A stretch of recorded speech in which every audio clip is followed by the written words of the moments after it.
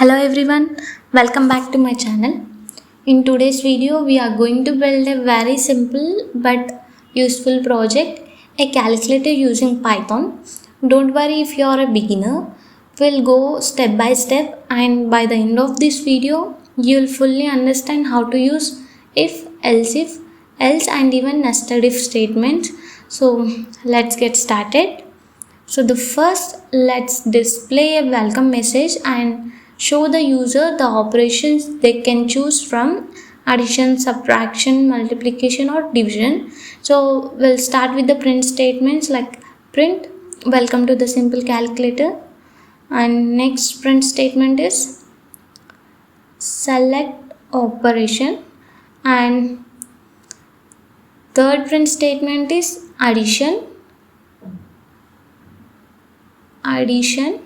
and second one is subtraction, and third one is multiplication, and the last print statement is division. If you want to add more, you can add like pure division, modular division or exponential, but we are just starting now.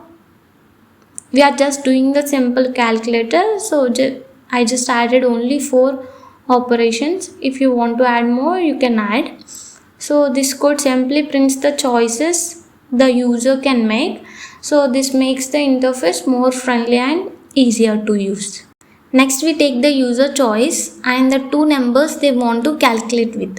So first we'll take a variable called choice equals to input of enter choice of 1/2/3/4. So here the user selects their choice. So we are using the input function to get the user choice. Since the input is always taken as text, we compare it as a string. We all know that it takes the input as a text, right? Now we check if the user entered a valid option using the if statement. We know how to write the if statement, right? And do you guys remember the membership operators and identity operators? So we have like is not, in, not in. So we are going to use those operators here. Like we'll write here if statement here, if choice in of 1 2 3 4. We know that the Python takes the number as a string, the input as a string. So we are just comparing that what the user have entered. So we are just clarifying the option like if choice in 1, 2, 3, 4 in a string, right? Next, if the input matches, like the user entered the right choice from the any of that 4, so we'll ask for the numbers, right? We'll ask the first number, we'll take a variable num1 equals to, so float of input. You all know how to take the input, right? So we'll just take the float. We'll convert the input as a float. Before taking the number, we just declare the data type, then the compiler automatically takes the input as a float value. Okay, so num1 equals to float of input of enter the first number, and second num2 equals to float of input enter the second number. So if the choice is valid, we ask for the 2 numbers and convert them into the float. So we can also handle decimal numbers, right? Then let's use if, else to check which operation was chosen and perform the correct calculation. So first we'll take the if statement. If the choice equals to 1, if it matches, then we'll print result like num1 plus num2. We know how to write the print statement like this, no? So we'll take the print statement and we'll write result in the double quotes, and then just write num1 plus num2 here, because if the choice is 1, the first choice is addition, right? Second one is we'll take else if statement. You all remember that how to write the number of conditions, right? We'll just take if statement once and we'll take the else if statements, right? you can take any number of conditions using the else if statement. So we are taking here else if statement in the choice 2. If the choice equals to 2, then we'll print the result as num1 minus num2. It going to do the subtraction for the given two numbers. Next else if statement is if the choice equals to 3. If the condition is true, it going to print the result like num1 multiply to the num2. So it going to print like result num1 into num2. Then the in fourth choice we'll take the else if statement, and if choice is equals to 4, then here in the fourth choice, what if the denominator is 0? It leads to the infinity value, right? So we'll just first check the condition in the else if, and you know how to write this. In else if statement, we are going to write the if else statement here. So we are just checking whether if the second number is 0 or not. If it is 0, we'll ask for the another input. So else if choice equals to 0, we are taking the if condition under the else if condition. If num2 is not equals to 0, print result equals to num1 by num2. So there is no problem with if the second number is not 0. So what if the denominator is 0? We'll just write one else statement here like print error can't divide by 0. So if the number is not a valid number, it must be a 0. So we are just writing some statement in the print statement like error just can't divide by the 0. So here where the logic happens, if the user picked 1, we add the numbers. If 2, we subtract. For 4, which is division, we also use a nested if to check that the second number is not 0, since the division by 0 is not allowed, right? So next we need to handle the invalid choice also. So what if the user enters something that is not 1, 2, 3 or 4?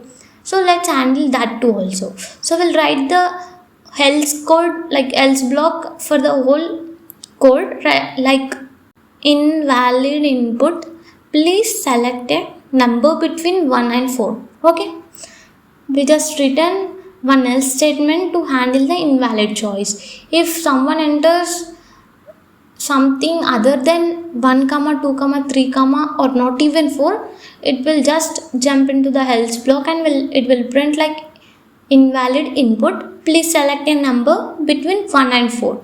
Okay, always handle user errors gracefully. This helps to prevent crashes and keeps your program user friendly. Now try your own calculator by entering the different values as input. So this is the final code. So we'll check the code once more. Since it is a simple calculator code, but first simple project, right? Not simple, but being a beginners, it is our big project. We'll come from the starting ones. Listen carefully. In this project, we are creating a simple calculator using Python. So this calculator can perform 4 basic operations like addition, subtraction, multiplication and division. We'll use conditional statements like if, else, or even a nested if to make decisions based on the user input. So this project is perfect for the beginners who want to learn how decision making works in Python. So we'll see the code step by step one more time for the better clarity. So first we show a welcome message and a list of operations that the user can choose from. So this include 1 for the addition, 2 for subtraction and 3 for multiplication and 4 for division. So we use the print function to display these options on the screen. Next we ask the user to enter the choice using the input function. Since the input is always taken as text, a string, so we compare it with the strings values like 1, 2, 3 and 4, and we then check whether the user entered a valid choice. If the input is correct, we ask the user to enter 2 numbers, and these are the numbers on which the operation will be performed. So we use a float function so that the calculator can also handle the decimal numbers not just the whole numbers, right? Like if the user can give like numbers like 2.6 or 3.5, 4.1, so it should be able to handle the decimal values also, right? So we are taking the input as a float. Once we have the user choice and the two numbers, we use if else statements to decide which operation to perform. If the user selected 1 and we add the numbers, if 2 we subtract them, if 3 we multiply. And if the choice is 4, divide the numbers, but before dividing we use a nested if to check if the second number is not 0. So because dividing by 0 is not allowed in math or in programming. So if the user enters something it is not a valid choice like 5 or any letter, we show a message saying that it is an invalid input. This keeps the program safe and easy to use. Even if someone makes a mistake. So this is our calculator.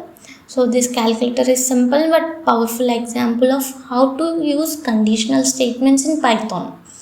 It shows how the computers make decisions based on the user input. So project like this help you beginners to understand the core concept of the programming in a fun and a practical way. So once you understand this, you can build more advanced calculators or even add new features like square root, exponential and more. You can add anything you want. And that's it, you have just built your very own calculator in Python. This project help you to practice the conditional statements like if, else and even nested conditions. If you found this helpful, please give it a like and share it with your friends, and don't forget to subscribe for more beginner friendly Python tutorials. See you in the next video. Thank you, and that's all for today. If you have any doubts, let me know in the comment section.